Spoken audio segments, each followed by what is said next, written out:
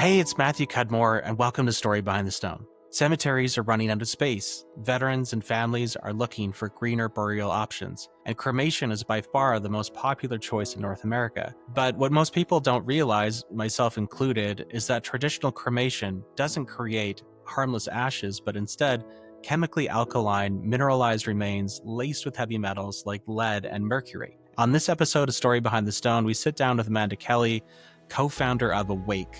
Amanda and the team at Awake are pioneering a movement that mixes cremated remains with patented soil science.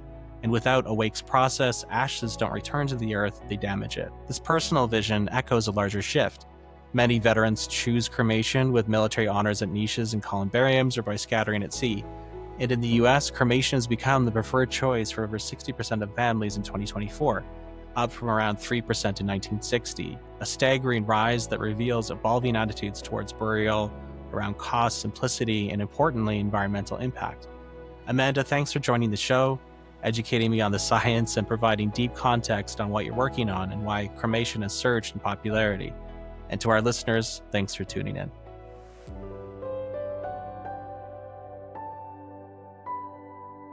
Welcome to Story Behind the Stone, a show where we talk service, sacrifice, and story, and we're connecting you with the people changing the way the world remembers. I'm joined today by co-founder and VP Business Development of Awake and Awake Ashes, Amanda Kelly. Amanda, welcome to the show.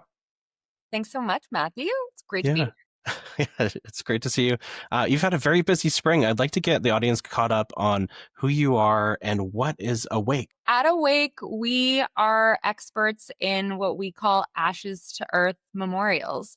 So we started as a soil science-based team, and we work with cemeteries all across Canada. We have partners in other countries as well to create memorial gardens and eco-friendly resting places. Specifically, right now, we work in cremation, and we use soil science to actually convert cremated remains into organic earth so that our loved ones can truly return to earth, nourish new life, and have living legacies. It's beautiful work that you're doing. The impact on families must be huge to know that they have kind of another option. Tell me more about kind of what you're hearing and the trends that are kind of attached to this whole movement that you're on the vanguard of. It's interesting because when we think about cemeteries and when we think about funerals, we really envision what we in our space call full body burials. So like the term burial really gives you that picture of a casket and a full body interment in a cemetery. But interestingly enough, those trends have drastically changed over the past couple of decades. And the Cremation Association of North America actually released their latest statistics just in the last couple of weeks for the entire continent. And cremation rates have never been higher, which we knew. But the current rates in the US as of 2024 were just about 62%. And in Canada, they're at almost 77%. So far, far more families are choosing cremation as an end of life option. And there's a ton of reasons for that. And those range from tradition to simply like bereavement and grief practices. It gives us a lot more time to come to decisions and to process what we want to do moving forward, as well as affordability and, of course, spirituality and our religious practices as well. We were talking earlier about kind of these trends. I didn't realize there was such a gap between Canada and the US. What's driving that gap, do you think? It's kind of a 10% difference, it seems. The highest stats in Canada are coming from BC and they're coming from Quebec, and cremation rates there are well over 80%, sometimes over 90%. So that is one major distinction between our two countries. And actually, I just came from two different conferences in Western Canada, and there's a few factors for that. And tradition and just culture is a huge one. Oftentimes, we will replicate or we'll stay in line with the traditions that previous generations in our own families have followed. But I also think geography plays a role in that. And a lot of folks in Canada want to be either in the ocean or they want to be in the Rockies or they want to be in nature. And frankly, cremation gives us a lot of flexibility to make some of those more a-traditional, like non-traditional choices. Even though they're more commonplace, we still have that notion of what's traditional in our minds. I'm fascinated by your story. For our listeners that haven't met you before, not everyone chooses this path, this incredible path, changing the way that families are burying their loved ones. How did you get started on this? What's the origin story? It's a long and winding path, and I always like to say, nobody wakes up one day and just decides they're going to have a career and a future and give their life to the end of life profession. No one is suddenly like, I'm going to go into cemeteries or death care. There's usually some very good reasons why we come to that realization.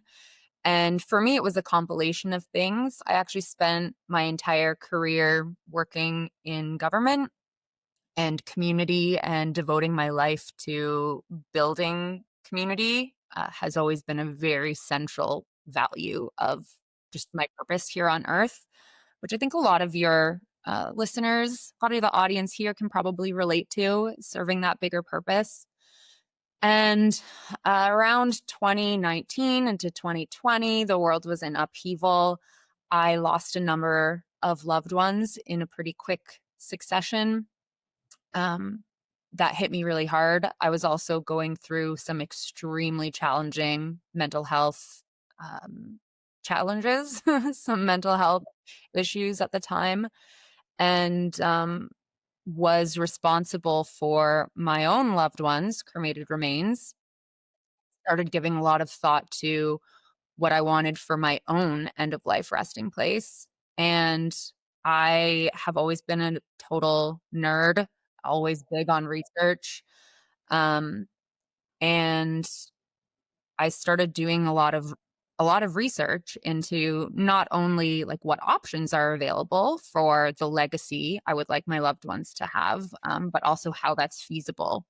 I had their ashes. There's really visual memory that I have where I was sitting on my couch and I was recently divorced and I lived alone and we were in quarantine and it was me and my pets and my loved ones' urns, just Yeah. me and urns.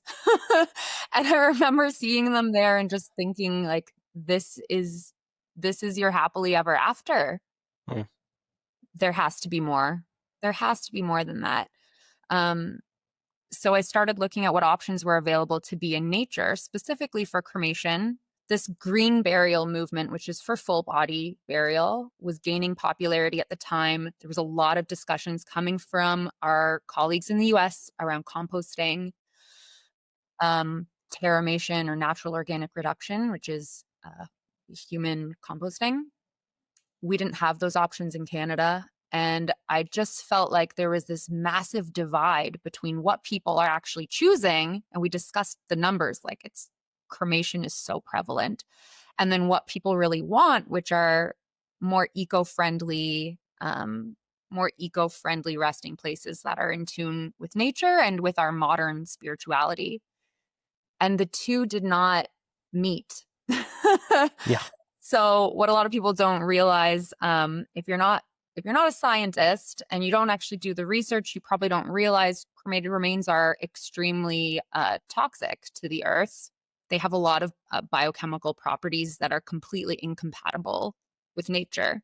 So they never compost, they never biodegrade. They're more like fossils. They last for thousands and thousands and thousands of years. And so while we like to think that when we scatter loved one's ashes in a natural space, we really, for me anyways, it was a spiritual kind of foundation that was important to me, thinking that when they're in that natural space, they're contributing to that ecosystem and they're making it better. And then I actually did the research on it. That wasn't the case. They're actually really toxic to plant life. So I read a lot of research and studies, and there's only a couple scientists in the world who'd been working on this at that point. And I just thought, I'll reach out to them. And we started conversations about how these scientific principles they'd been using and trialing in other countries around the world, what that would look like in Canada, how we could translate that to some tests here. And that was the beginning of what became my life. So fast forward to today. Where is Awake now, and what's keeping you busy? Awake is working with cemeteries all across Ontario. We've just taken on some new clients in Western Canada. We have some folks in Eastern Canada who've reached out to us, and we are rolling out what we call infinity gardens. They are memorial gardens where our loved ones truly live on and return to Earth with our patented soil science. But we're also working with some folks who are really leading the way with private memorials and creating family estates with memorial trees and memorial stones. And these are dedicated family spaces where everyone from your family tree can actually be interred together or buried together under a common marker like a tree or a stone for every generation to come. Your cremated remains return to Earth. There's no limitation on how many plots are available. So it's this total shift in mindset from previous cemetery models of there's only so much space available. We can only accommodate a community of a certain size. We can actually accommodate, as long as we follow the scientific principles we've developed, we can accommodate an infinite number of folks from families in the same spot forever and be completely neutral for the earth. We're also doing a pilot with funeral homes. We've gotten a lot of inquiries from families who are just not cemetery people, or they would like to have a cemetery plot, but they'd also like to have a little piece of their loved one close at home. One of the first families who reached out to us was a widow, and she had lost her husband 5 years prior. We had his ashes on the bedside table for 5 years because she said, I just couldn't bear the thought of not sleeping next to him. Mm-hmm. And she reached out and said, I found out about what you guys are doing and I'm ready. And I'd like him to be with a maple tree. They were his favorite colors. For me, it just represents his life. So she was one of the first folks who made us really think about how can we work directly with families to give them an option. So she planted his remains with a maple tree at home. She wakes up in the morning, looks out her window, and there he is. So we're piloting these planting kits with a handful of cemeteries in Ontario now and just expanding that to Western Canada so that families have a lot of flexibility and personality in how and where they would like to keep their loved ones with them. I want to go back. That image was really powerful. You sitting on your couch, surrounded by your pets and by urns. What would Amanda back then think of what you're doing now? I think I'd be pretty amazed. The memorial tree projects in particular at that point in my life seemed like a pipe dream, seemed so far away from the options that were available to us at the time. And I've been at this for a while now. So it's taken me 4 years of studying regulations. All the regulations everywhere are different. 4 years of studying the science, 4 years of understanding the operational requirements and principles that every cemetery faces to figure out how we can actually make this feasible. And of course 4 years of conversations with families that these are very emotionally charged situations, right? It's not Yeah. it's very different than other professions to be in because you're not just rolling out a business plan. These are really, really important decisions and we have to do it right. And there's a lot of players in the game. There's a lot of different government authorities that are a part of this conversation, the operators who are part of this conversation. So understanding where everyone's coming from and balancing those priorities seemed really kind of far-fetched at the time, but um, but really worth it. I wouldn't give my life to anything else.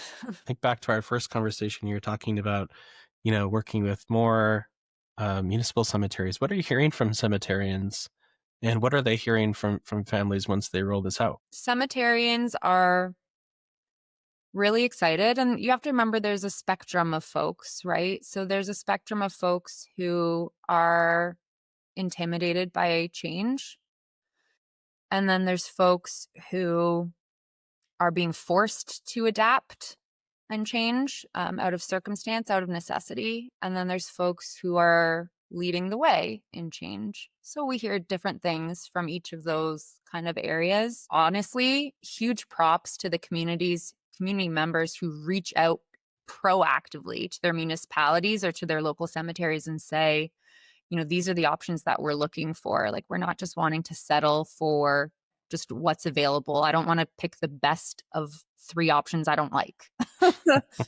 You know, so like a lot of cemeteries who contact us, it's because their communities have said, we want green spaces and we also want spaces for cremation. They're also in a lot of dialogue with people in their communities, and we love that. So we do council presentations, and we attend meetings with like horticultural societies and master gardeners and lots of community groups. And then we have the category of the folks who have to adapt. And these are really interesting conversations too. So what a lot of people don't think about in cemetery land is cemeteries get full.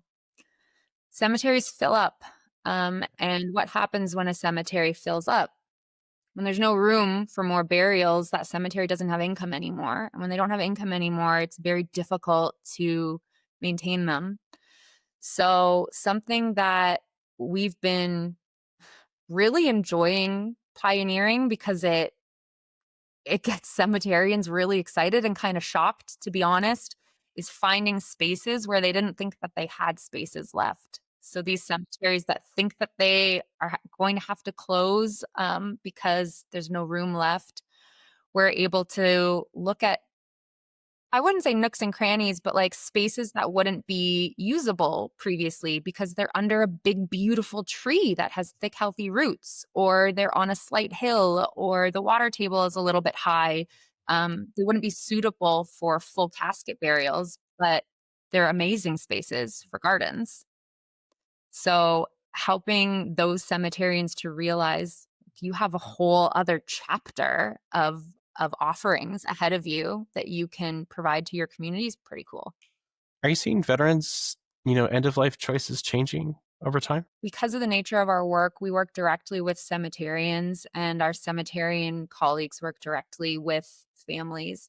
But something that I've heard and most notably have discussed with a recent guest of Story Behind the Stone, Nicholas McCarthy at Beechwood Cemetery in Ottawa, our national military cemetery, um, has been that more and more veterans are also choosing cremation.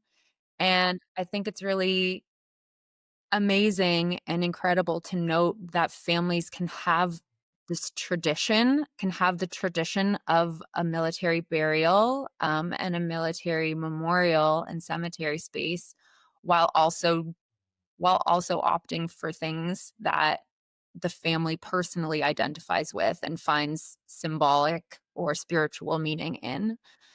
And we're seeing that across a lot of cultures, to be honest. So even like traditionally, a lot of families from Hindu practices, cremation is very, very, very ingrained in their belief system as an end of life choice, and particularly scattering in water. But in North America and in Canada, we have a lot of families who are adapting these cultural choices to be both traditional and contemporary at the same time. So more families are choosing a water scattering while also having a planting. We were talking about family stories earlier, you Yeah. and I.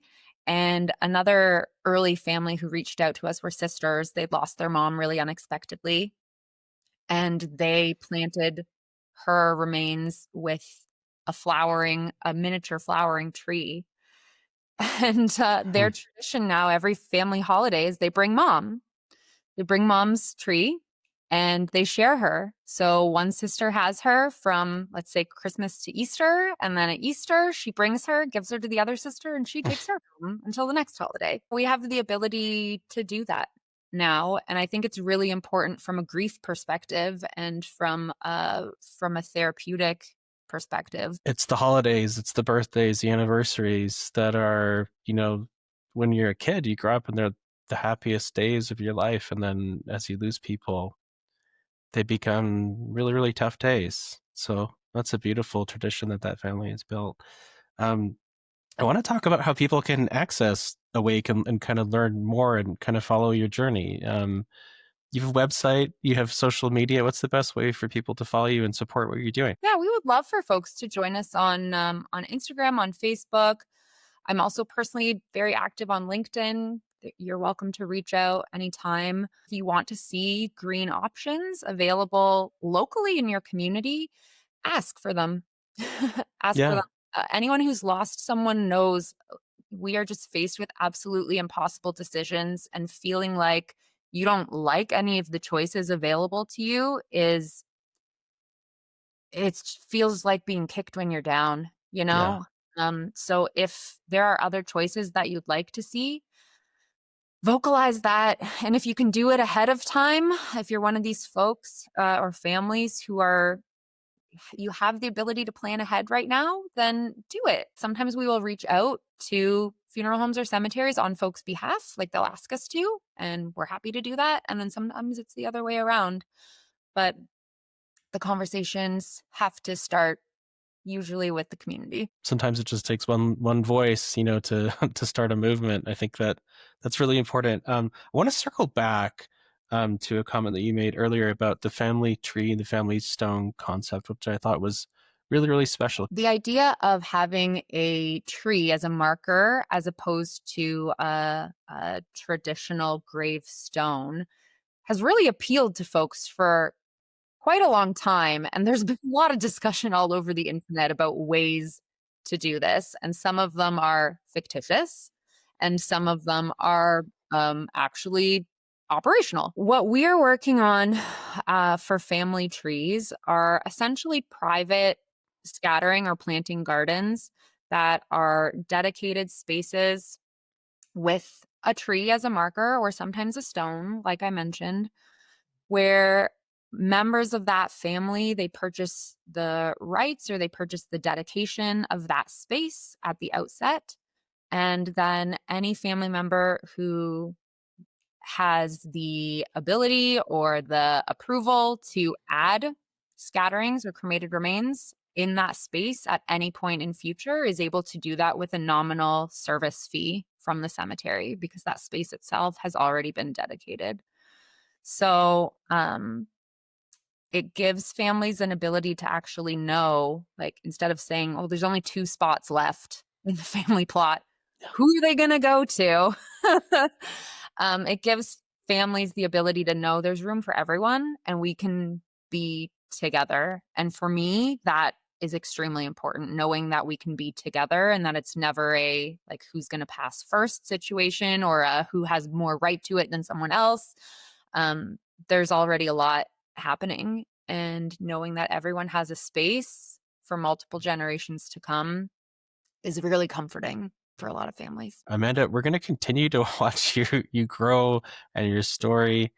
I've so enjoyed having you on the show today and chatting about what you're building at Awake. I know you have some things to look forward to later this year. You're running some workshops for professionals, for cemeterians, in October, I believe. So I'm a co-chair of the Ontario Association of Cemetery and Funeral Professionals Committee for Sustainability. A little bit of a mouthful. But we are leading the way on helping cemeterians and funeral professionals of all licensed classes to adopt green practices in whatever way that Yeah. is most doable for them. We have a big annual conference, as many professions do. in October. It's happening in Niagara Falls, and we are doing a workshop and demonstration there of both eco-friendly full body burials and cremation plantings and interments.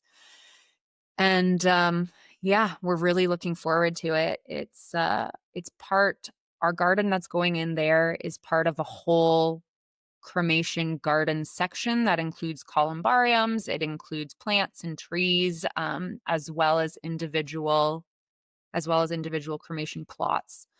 And this is a trend that we're seeing a lot of, like a lot of these traditional plots where there was only so many spaces available. You know, your family's purchased one niche, 2 to 4 urns can fit in that niche, but that's the spot now where our family wants to belong. So we have a lot more partners like City of Niagara Falls who are using garden spaces, working with us to use garden spaces as both aesthetic, but also as functional add-ons that complement some of these traditional offerings. So yes, the family niche is full, or yes, there's room for one more urn in the family niche, but when my time comes, I'd rather be in a greener space or as a plant anyway. So maybe my garden spot can be right beside the parents or the aunts and uncles and siblings who are in this niche here. I'm so thrilled for your growth and your progress, and just for providing families another option. To all our listeners, please visit awakecanada.com to follow the journey. And Amanda, thank you so much for coming on the show today. Thanks so much for having me, Matt. Look forward to keeping in touch.